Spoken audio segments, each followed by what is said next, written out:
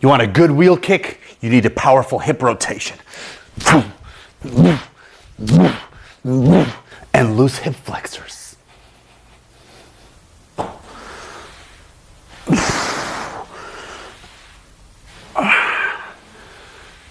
You need a strong hook.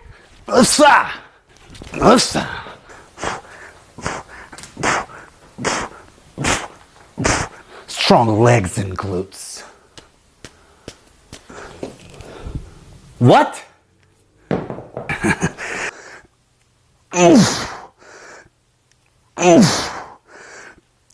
Oof.